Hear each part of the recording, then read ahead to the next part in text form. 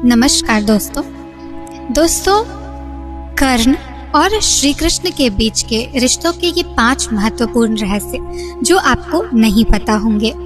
दोस्तों, महाभारत कालीन रिश्ते और उनके द्वंद्व जिसमें छल, ईर्ष्या, विश्वासघात और बदले की भावना का बाहुल्य है, लेकिन इसी में प्रेम, प्यार, अकेलापन और बलिदान भी है। आइए जानते हैं कि कर्ण और भगवान श्री कृष्ण के संबंधों को लेकर 5 महत्वपूर्ण बातें कौन कौन सी हैं। दोस्तों, पहला, भगवान श्री कृष्ण का भाई था कर्ण। कुंती पुत्र कर्ण एक महान योद्धा था जो कौरवों की ओर से लड़ा था। कुंती श्री कृष्ण के पिता वसुदेव की बहन और भगवान श्री कृष्ण की बुआ थी।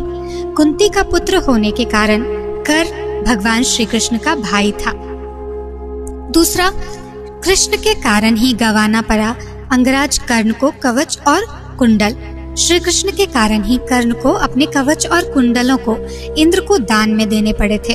दरअसल श्री कृष्ण ने ही अपनी नीति के तहत इंद्र से कहा था कि तुम ब्राह्मण वेश में कर्ण के द्वार जाओ और उससे दान में कवच और कुंडल मांग लो, क्योंकि यदि महाभारत के युद्ध में कर्ण के पास उसके कवच और कुंडल रहे तो उसे हराना लगभग असंभव होगा। तीसरा था, कृष्ण ने ही कर्ण को बताया था कि तुम कुंती पुत्र हो। जब पांडवों का वनवास और अज्ञातवास समाप्त हो गया, तब श्री कृष्ण ने इस विनाशकारी युद्ध को टालने के लिए विराट नगरी से पांडवों के दूत के रूप में चलकर हस्तिनापुर की सभा में आकर पांडवों के लिए दुर्योधन से 5 गांव मांगे थे। लेकिन जब दुर्योधन ने कह दिया कि बिना युद्ध के तो सुई की नोक के बराबर भी भूमि नहीं दी जाएगी, तो श्री कृष्ण युद्ध को अवश्य भावी मानकर वापस चल दिए थे। इसलिए कहते हैं कि उस समय हस्तिनापुर के बाहर बहुत दूर तक छोड़ने के लिए श्री कृष्ण के साथ कर्ण आए थे। उस एकांत में श्री कृष्ण ने कर्ण को बता दिया था कि वह कुंती का ज्येष्ठ पुत्र है। यह सुनकर कर्ण के पैरों तले जमीन खिसक गई थी। वह अवाक रह गया था।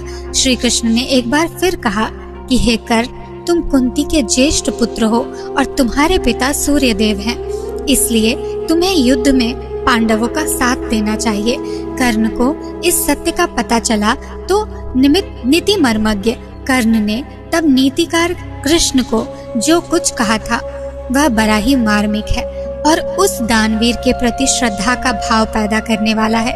उसने कहा, हे मधुसूदन, मेरे और आपके बीच में ये जो गुप्त मंत्रणा हुई है, इसे आप मेरे और अपने बीच तक ही रखें, क्योंकि यदि जितेंद्रिय धर्मात्मा राजा युधिष्ठिर यदि यह जान लेंगे कि मैं कुंती का बड़ा पुत्र हूँ तो वे राज्य ग्रहण नहीं करेंगे।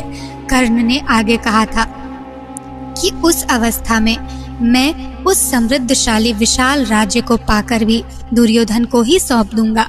मेरी भी यही कामना है कि इस भूमंडल के शासक युधिष्ठिर ही बने।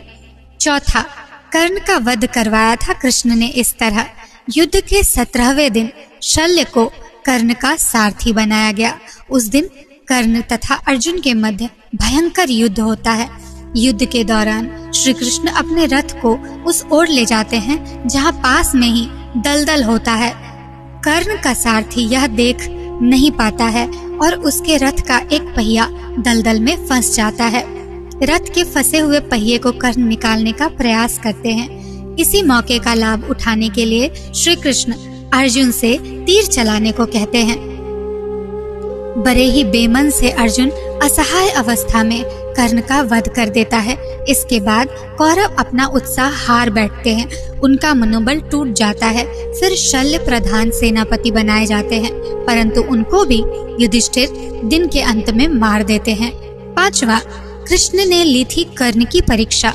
कहते हैं कि कर्ण जब अंतिम सांसें ले रहे थे तब भगवान कृष्ण ने उनकी एक अंतिम परीक्षा ली थी। वे उनके पास पहुँचे और कहा कि तुम एक दानवीर हो, क्या मुझे कुछ दान दोगे? कर्ण के पास उस वक्त कुछ नहीं था, पर उसे ध्यान आया कि उसका एक दांत सोने का है, तो उसने मरणासन हालत में भी एक पत्थर से अपना दांत तोड़कर कृष्ण को दान स्वरूप भेंट कर दिया। यह देख भगवान कृष्ण भाव विहाल हो गए और उन्होंने कर्ण से कोई भी 3 वरदान मांगने को कहा। कर्ण ने कृष्ण से 3 वरदान मांगे। अपने पहले वरदान में कर्ण ने कहा कि कृष्ण जब अगला जन्म लें तो सूत लोगों के उद्धार का कार्य करें। दूसरा वरदान ये मांगा कि कृष्ण अगले जन्म में वहीं पैदा हों जहां कर्ण हुए थे। इसके बाद तीसरा वरदान कर्ण ने ये मांगा कि उनका अंतिम संस्कार ऐसी जगह पर किया जाए जहां कोई पाप न हुआ हो। इसी वजह से कृष्ण ने कर्ण का अंतिम संस्कार अपने हाथों के ऊपर किया था। दोस्तों, आपको ये वीडियो कैसा लगा हमें कमेंट बॉक्स में जरूर बताइएगा। मिलते हैं अगले वीडियो में, तब तक के लिए राधे राधे।